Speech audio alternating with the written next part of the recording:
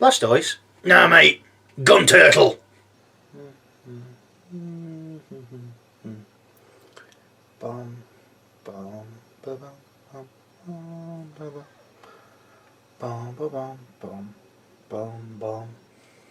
Hello. Another video for Kings of War. And this one's about the forces of the Abyss. Now, the forces of the Abyss, and I'm going to be saying that a fair bit, I should imagine, to a lot of people who don't play Kings of War or are just getting into Kings of War or whatever, look very stereotypical demons in the sense that they are red, they have horns, a lot of them got wings, they live in a great rend in the ground that's surrounded by lava. They also like a lot of fire and fireballs and stuff like that. But it's a little bit more complex than that. Yes, the stereotypical thing is there, but they have stuff that you wouldn't normally expect. I'll go through them as you go along. There are 6 circles of the Abyss. I'm sure that's from something. Anyway, the first circle is nearest to where the rend opened, and that's where the lower abyssals and abyssal guards, like the weakest abyssals, live, and then going down to the 6th circle at the very bottom, where the biggest abyssals, the nastiest ones, the archfiends, the well, I suppose the Ephrates, perhaps, the despoilers, the fiends, the cronies, and stuff like that. Starting with, if you're in the big book, starting on page 345 is the Army Special Upgrade. They are evil, by the way. It is the Sacrificial Imp. Once per game, before the unit rolls for regeneration, you may choose to re-roll any of its failed regeneration dice. This unit's Sacrificial Imp is then destroyed and cannot be used again for the remainder of the game. It's just basically what it says. They're sacrificing a little imp to, I don't know, smother its insides on them, or drink its bodily fluids or something vile like that, I suppose.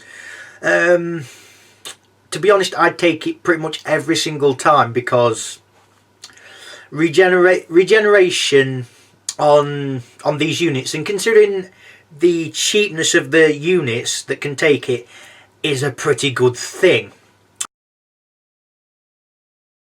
Starting with the infantry then, on page 345. We have the lower abyssals, speed 5, melee 4+, defense 4+. Troop 10 attacks, nerve 911, 75 points. Regiment 12 attacks, nerve 1315, 115 points. Horde 25 attacks, nerve 2022, 190 points. They've got Fury, which a lot of abyssals have, not all of them, but a fair few do. And regeneration 5+. Exchange shields for 2-handed weapons, lowering defense to 3 and gaining crushing strength 1 for 5 points for a troop, 5 points for a regiment, or 10 points for a horde. Sacrificial Imp for 5 points for a troop, 10 points for a regiment, and 15 points for a horde. The Sacrificial Imp I take all the time. The troop, regiment, and horde ain't that expensive, and considering they've got regeneration, nerve of 2022 for a horde, I'd always take a Sacrificial Imp. Possibly take the 2-handed weapons, getting crushing strength 1 on hordes also. Considering the amount of attacks they get, and having regeneration and the good nerve they've got, I mean, 10 points, that's an extra 25, so that's 215 points. Ain't that expensive. I mean, you hit them on 4s normally. Any crushing strength or thunderous charge, I mean, bringing it 1 lower ain't really going to make that much of a difference, if I'm honest. So you might as well go the whole hog and make them really good at hitting things and resisting damage, to be honest. Next is the Abyssal Guard. Speed 5, melee 3+, defense 5+. Troop 10 attacks, nerve -12, 105 points. Regiment 12 attacks, nerve, dash 16, 160 points. They've got regeneration 5+.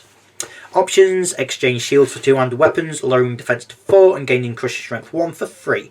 Sacrificial Imp for 5 points for a troop, 10 points for a regiment. I'd honestly just take them as a regiment. The nerve is enough where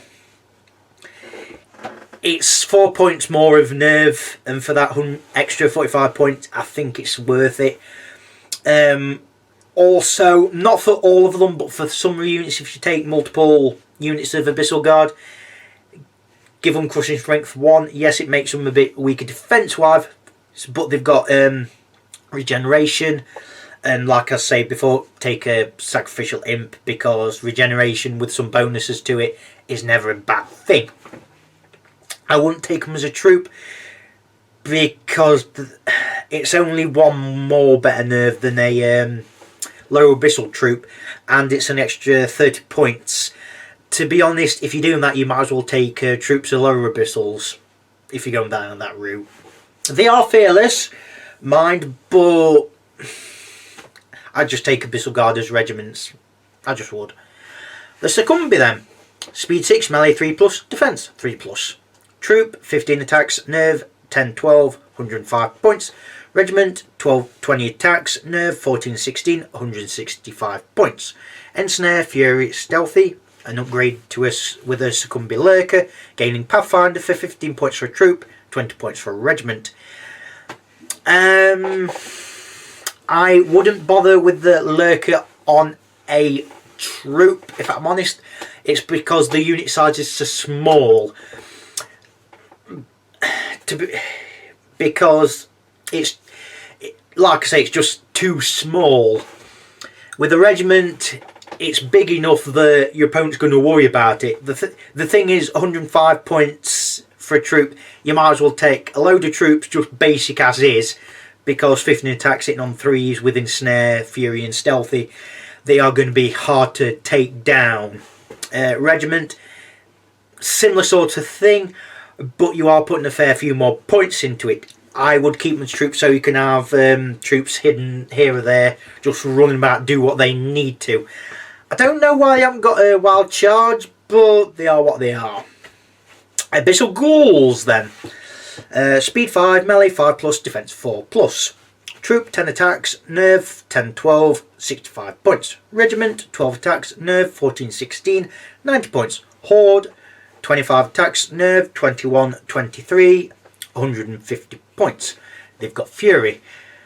These are I suppose, weaker than the lower abyssals, but they are a bit cheaper.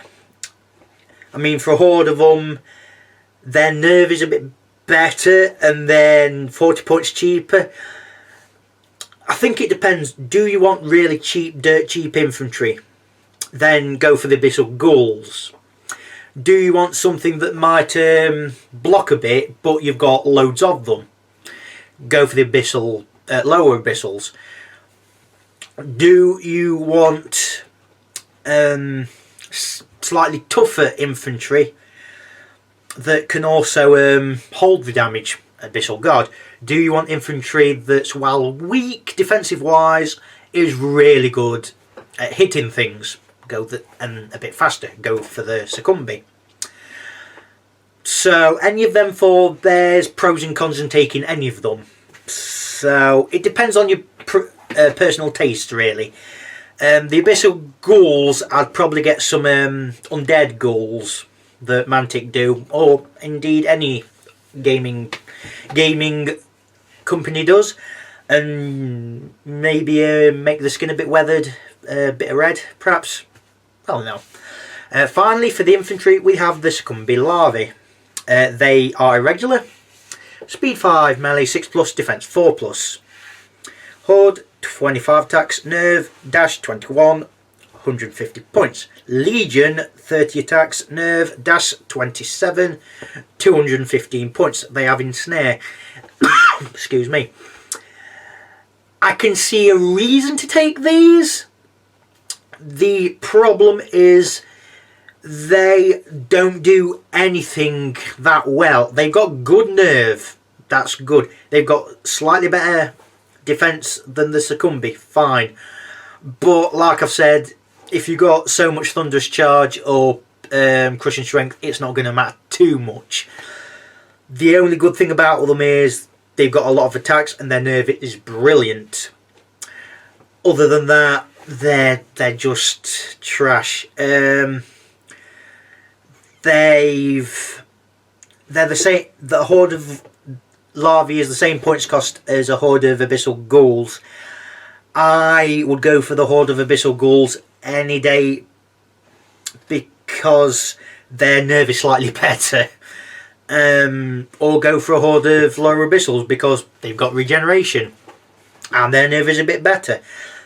Just, if you want to take them as a Legion because the amount of attacks and nerve they've got helps, and they've got Ensnare, which again helps a lot. Other than that, I'm struggling, just like the next unit.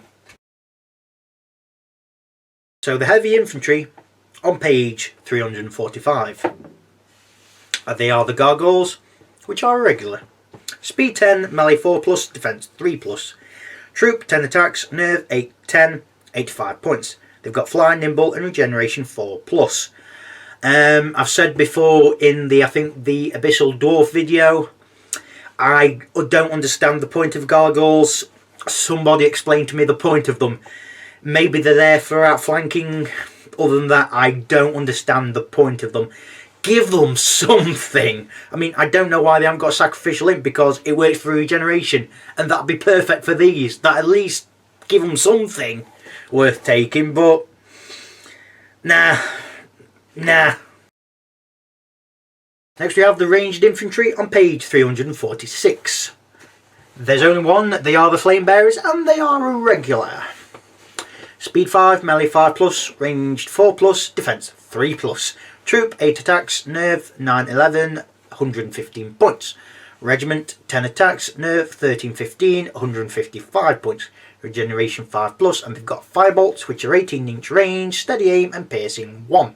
They can take a Sacrificial Imp for 5 points for a troop, 10 points for a regiment. They're not bad.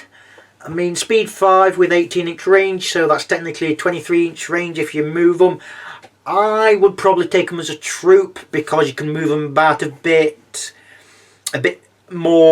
easier than a regiment because you move them about and things behind them aren't being blocked by line of sight potentially.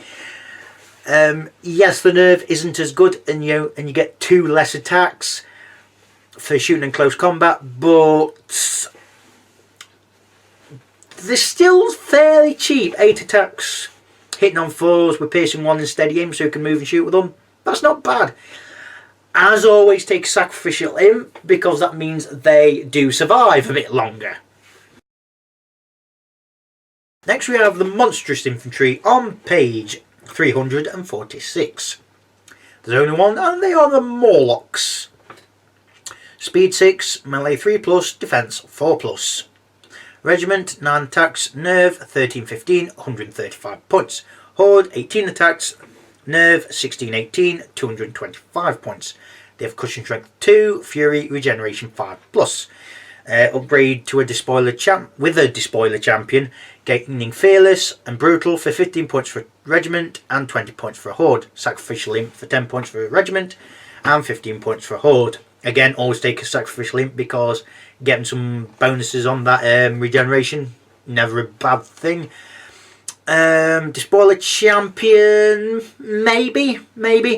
It's not bad. I mean, they've got cushion strength 2 and regeneration, so having fearless and brutal is always good. Hitting on 3s, which 9 attacks and 18 attacks respectively, is always a good thing. The downside is that they hit on 4s and the Monstrous Infantry, so the base size is a bit bigger than you normally expect. But they're not that bad. I mean, a regiment's fairly cheap. You could just take a fair few regiments of them and just have done. Just give them all despoiler champions because, I mean, a dash 15 on nerve ain't nothing to Ain't nothing to be sad about. And having brutal with crushing strength 2 hitting on 3s, like I said, is really decent, really decent. Next we have the Swarms on page 346. We have the Tortured Soul first, and they are irregular. Speed 8, melee 4+, defense 4+.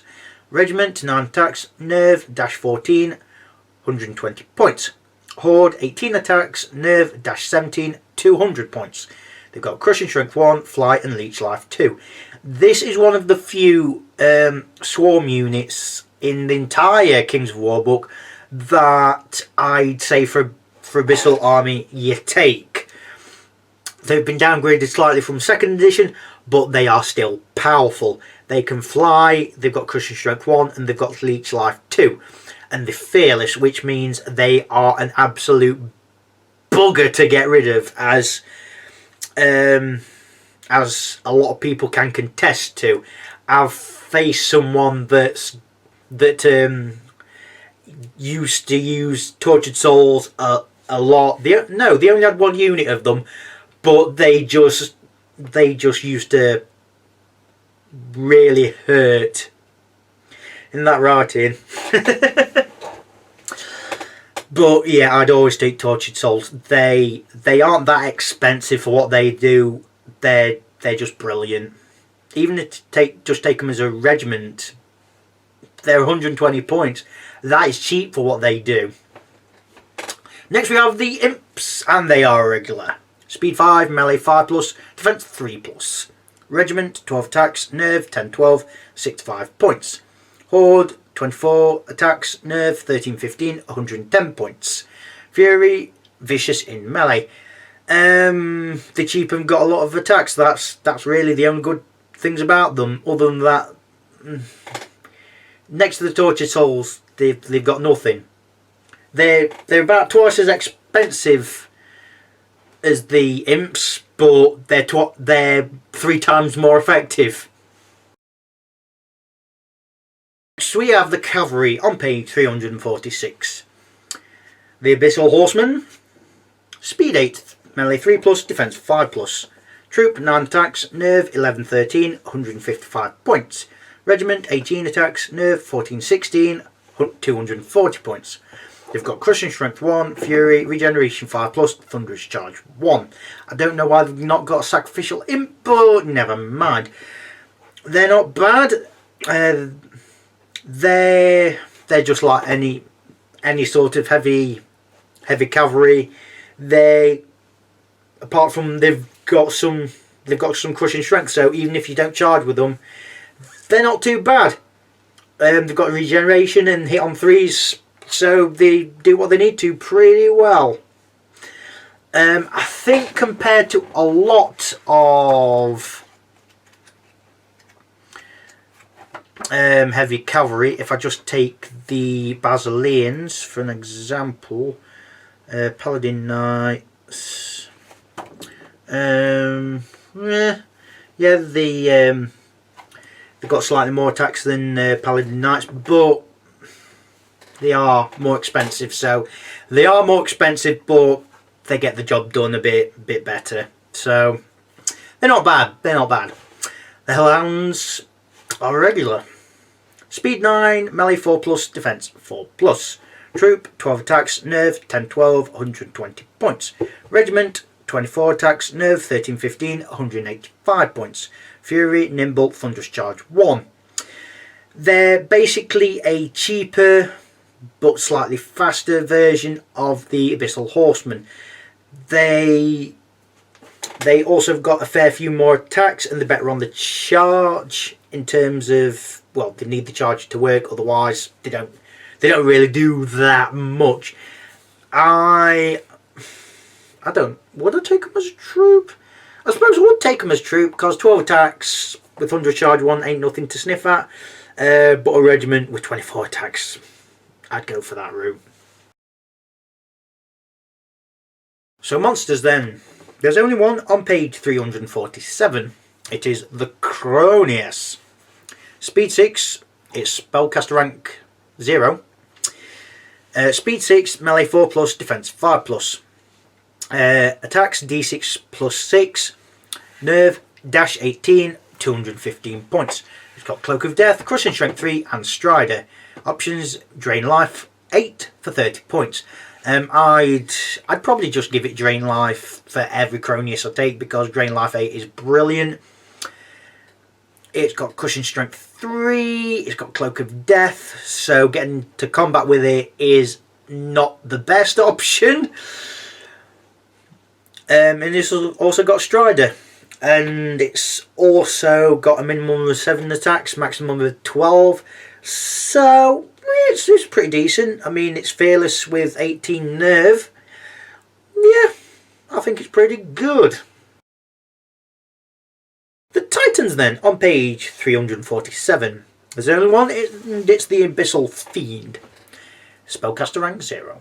Speed 7, melee 3+, defense 5+. 7 attacks, nerve 15-17, 175 points.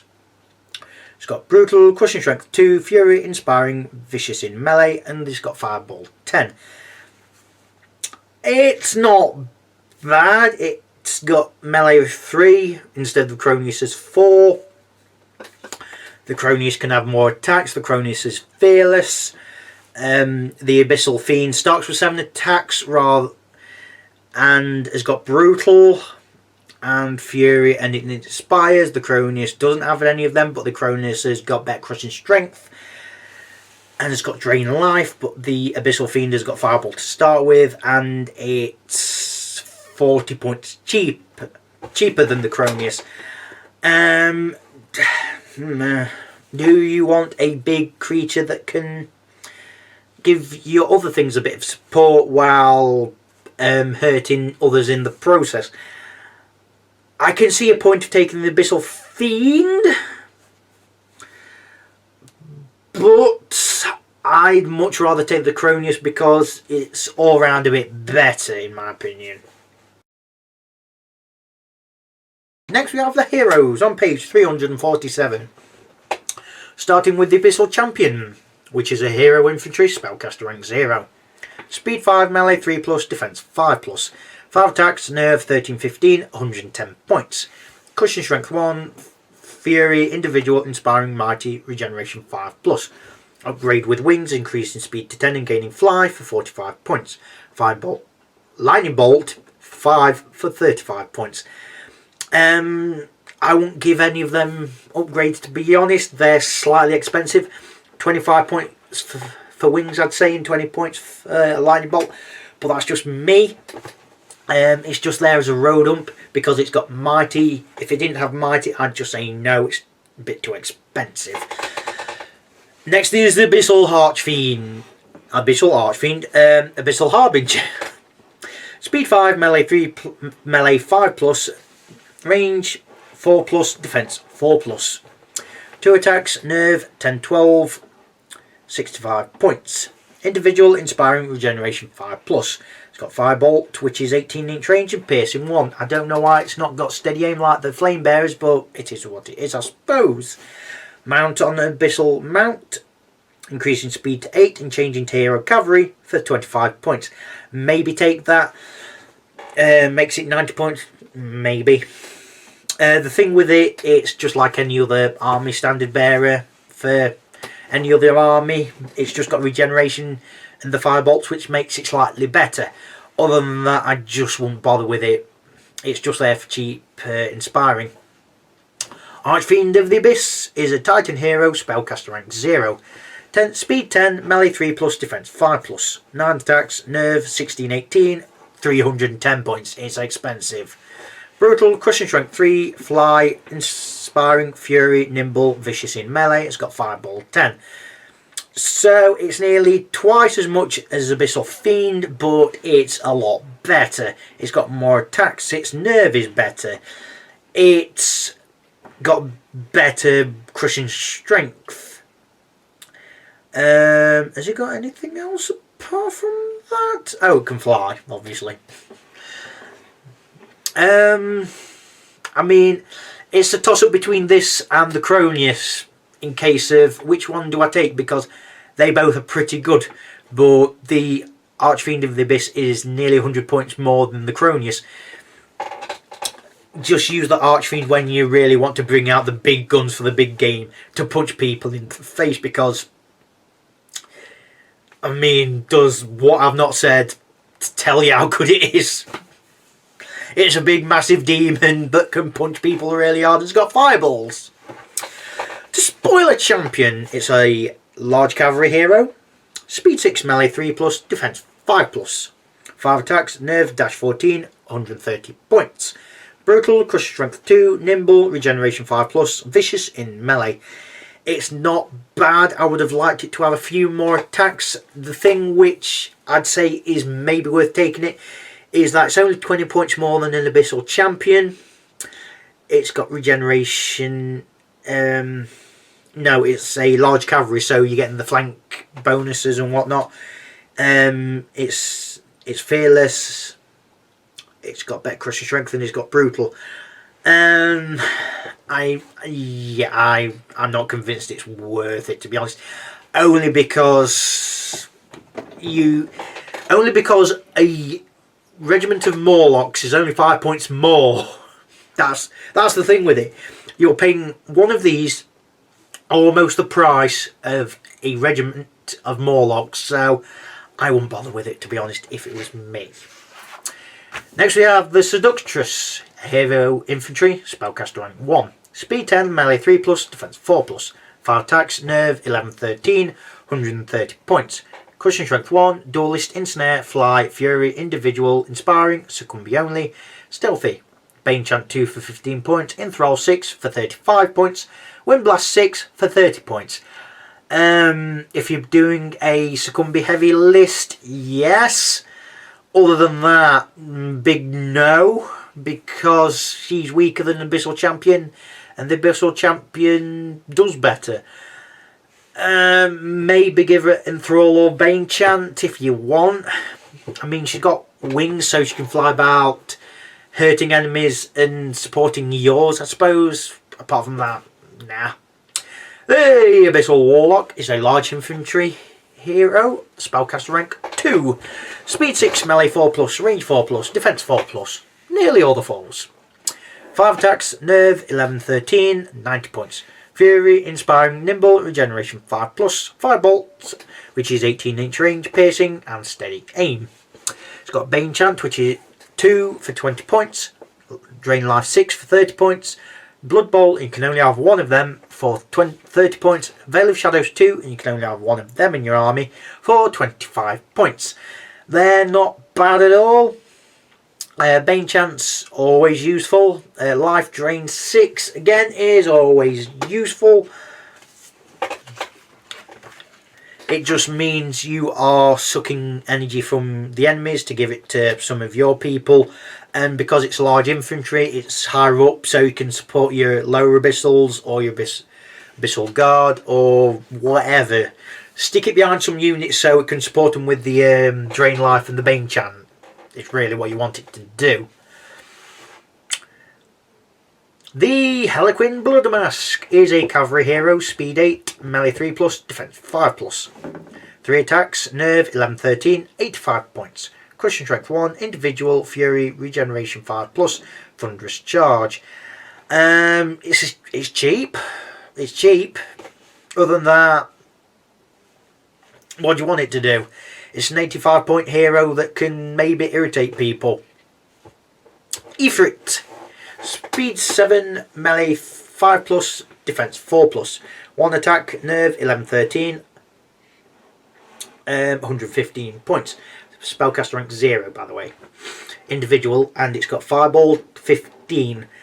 I'd imagine a lot of Abyssal players still take a Ifrit because Fireball 15, it's going to hurt. Even if you don't hit with most of them, if you hit with at least half, that's still putting 7 wounds on a unit. And because it's individual, it can just roll up and just throw wherever the hell it wants. It's going to be a bigger nuisance to monsters and stuff like that because it's so small. It can hide behind things and then when it wants to just pop out and throw fireballs wherever it wants. Even on things that are defense 5 and 6, it's going to get a few off, and them few can always make the difference. The unique units, starting upon page 348. Starting with Mauti Busu. Mauti Busu. There's a pun in that. I don't know where though. Speed 10, it's a infantry hero by the way. Speed 10, melee 3+, defense 4+. Attacks 5, nerve 12, 14, 160 points. Crushing strength 1, duelist, ensnare, fly, fury, individual, inspiring, stealthy. Terrible majesty, this unit has brutal D3. She's expensive. That's my problem with her. She's expensive. But because she's got brutal D3, that can place a lot more problems on your opponent when it comes to nerve tests. Yes, she doesn't get the bonuses for flanking or rear charges, but it's still going to be an irritation you're going to have to get rid of. If your opponent takes her, or you take her, well, if your opponent takes her, then just make sure she's not doing out for a couple of turns and then go in there. If she's targeted by war machines, then they are going to be targeting a single person and not something that's perhaps more dangerous. She's more there in a supporting role, as I look at it. She's not really there to do major damage. She's there to pepper opponents with close combat attacks and fly off and maybe hit someone else some other time. And keep going like that. She's like a giant mosquito in a sense, I'd say. A bit expensive, but I can see her working. Bazoo the Vile. Heavy infantry hero. Speed 10, melee 3+, defense 5+. 7 attacks, nerve 14, 16, 210 points. Crushing strength 2, fly, individual, inspiring, gargoyles only. Mighty, regeneration 5+. Just worth taking. Is it though? You don't get the flank charges and whatnot. Maybe. The problem is the amount of attacks. If he was large infantry, then maybe worth taking, but because he's heavy infantry, he isn't getting the flank or rear charge bonuses. He has got crushing strength 2, hitting on 3s with 7 attacks. So I can see the reason for people taking him for that. Other than that, I'm not seeing it, to be honest. The Well of Souls is a monster hero. Speed 8, melee 4+, defense 5+. 10 attacks, nerve dash 20, 300 points. It's expensive. Crushing strength 2, fly, inspiring, leech life 3, nimble, strider. I'm imagining it's kind of like a heroic Cronius. So if I were doing abyssals, I'd stick a lot of spikes on it and maybe some really nice glowy effect on its hand that's sticking out, doing its drain life thing. Or leech life in this case. Soul drain. When the Well of Souls is given an order, it may put up to 20 points of damage on itself. However, this cannot take it past more than 20 points of damage in total. For each point of damage taken in this way, it may remove 1 point of damage from a friendly core unit within 9 inch. Excuse me. The Well of Souls may not take a nerve test, will not take a nerve test for damage taken in this way. That's pretty decent. I would possibly have some either a Warlock near it or a Cronius. But the thing is, it's got leech life 3, so if it's in combat, does that first and then pummels enemies. Yeah, I'd take one. The thing is, you don't have to use its soul drain ability. You can use it just to pummel enemies. And it's speed 8, which means it's going to get there. Oh, and I didn't notice that. It can also fly. Okay, it's a flying Cronius. Get some dragon wings and stick some dragon wings on it. That's going to look amazing. Finally is the Manifestation of Belial. Monster hero, spellcaster rank 0. Speed 10, melee 3+, defense 5+. 7 attacks, nerve 1416, 265 points. It's got brutal, crushing strength 2, fly, fury, inspiring, regeneration 5+, stealthy, vicious in melee. From the Pit I Curse Thee, this ability is a ranged attack that can be used once per game. When this ranged attack is used, all enemy units within 6 inches of Belial become disordered. That's pretty decent. It just means enemies aren't going to do anything for a fair bit. You are going to have to get in close to order to use it, but because you can fly, you can get in there, get in the midst of some enemies and just from the pit I curse thee. That's the best thing it's there for. It has also got Lightning Bolt 7. 265 points. It's a monster with 7 attacks, crushing strength 2 and brutal. Yeah, why not? Why not? It seems a bit expensive, but I've faced Belial on a number of occasions. I've killed him once.